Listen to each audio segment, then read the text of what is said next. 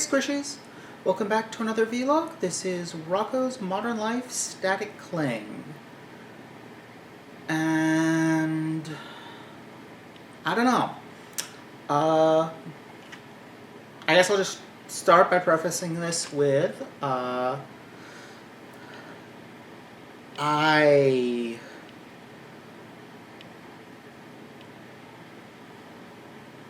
did not have cable until college, so I didn't watch most of the 90s Nicktoons or Cartoon Network shows or any of that stuff. If it was on cable in the 90s, I probably missed it, with a few exceptions of things that I caught in reruns later or deliberately sought out.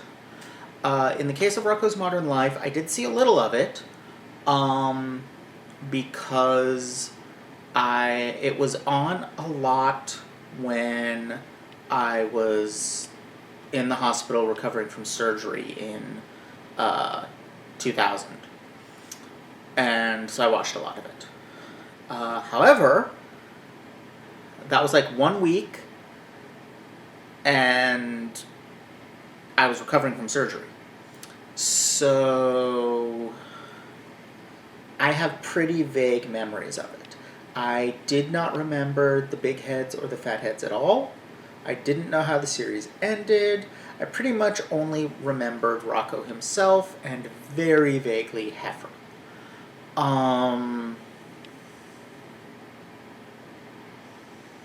So I'll preface this with that. I was coming into this ne'er blind. And to be honest, it left me kind of flat.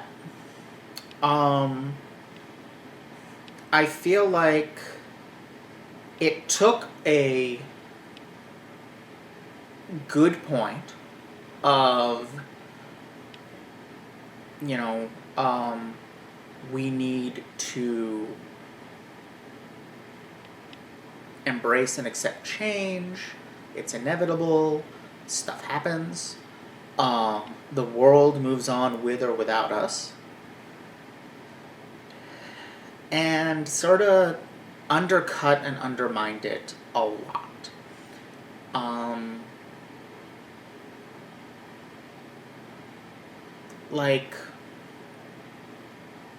There was a lot of that kind of mean-spirited, oh, look at those millennials on their phones kind of humor that just isn't funny. It's tired.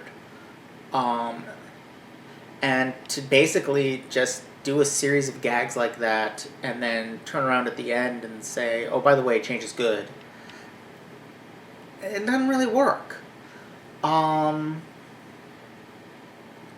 that's before you get into treatment of the Rachel character, which was not mishandled, but not very well handled either. For the one element in the show that tied most heavily in to the theme of positive change that they tried to pull out at the end, there's remarkably little of Rachel in the show. Most of it is focused on cis people's reactions to her. She doesn't really get any internality at all.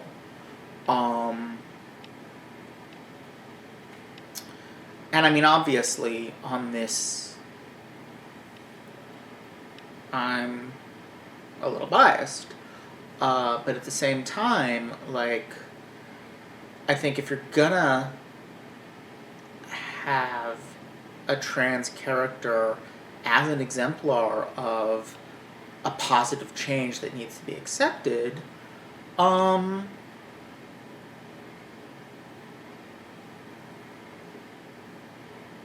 we should at least see something of their like, not necessarily their journey, because not everything about trans people has to be another goddamn transition narrative.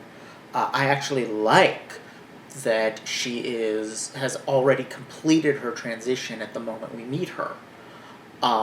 She has not come out to her family, but she does appear to have, like, otherwise physically and socially transitioned in her new life. She just isn't around her family.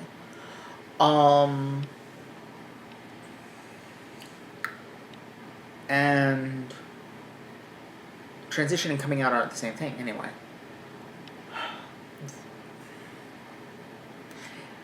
There's some little things that bug me. Her voice bugs me.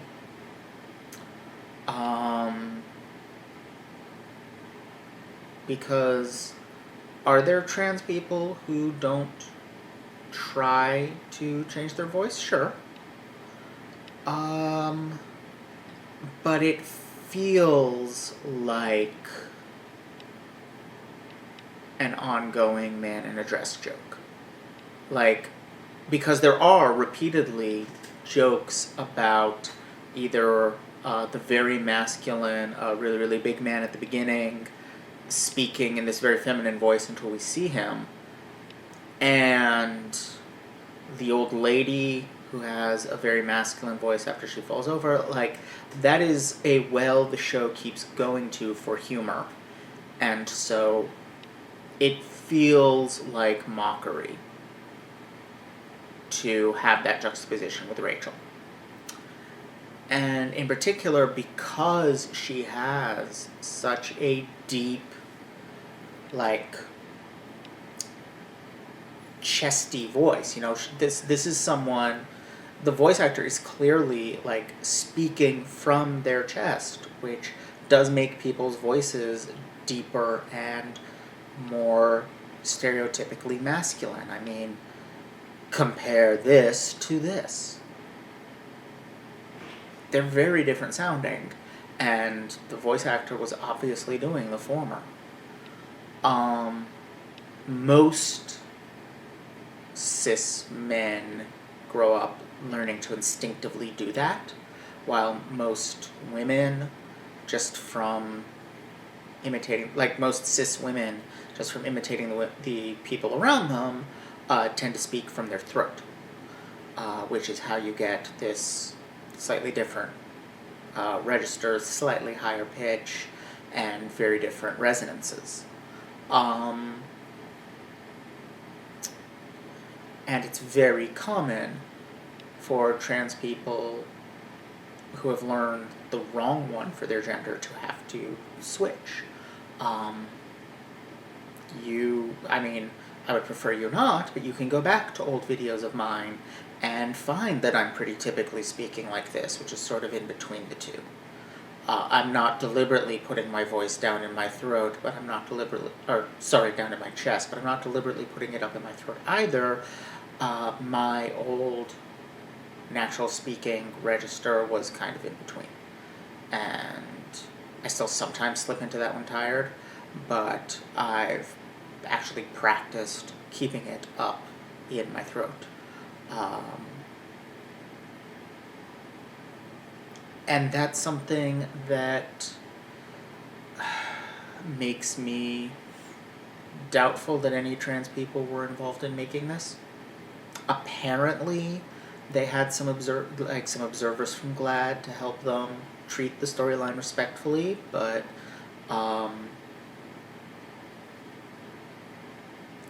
apparently nobody suggested some voice coaching for the voice actor.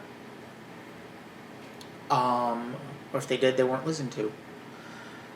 So that's, it's a small thing, but it does annoy me. The other thing they could have done is not put in those jokes in the rest of the thing, so as not to make that feel like a joke. But as structured, it does. And that, again, undermines the point they kind of blare at the end about accepting change, because it's saying the exact opposite. It's saying that this was something that Rachel couldn't change, and isn't that funny?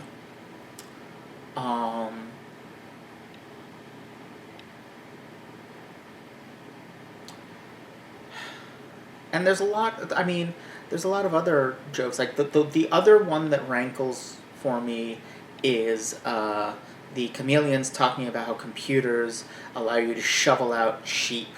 Like, they make it so that anybody can do art and it's cheap and crappy. And I mean,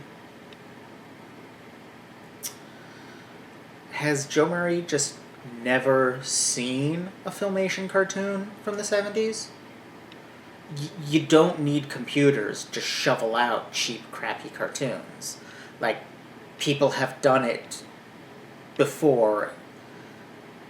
And you can also use computers to make some really good cartoons. In fact, I am rather skeptical that this special was made without computers. So I get that he's poking fun at like that corporate attitude of, oh, just use some computers and it'll be easy and cheap. But, and you know, any good art, regardless of what technology you're using to make it, takes time and dedication. But again, it just feeds into that whole kind of ha-ha, those millennials and their iPhones attitude that I'm just not there for, because I do, all else being equal, like change. I mean, change for the worse is change for the worse. That's not good. But honestly, I'll take change for the neutral over things staying the same. And I'll take, obviously, change for the better over things staying the same. I honestly am baffled at why people like things to stay the same, because if things stay the same, they never get better, and what's the point if things don't get better?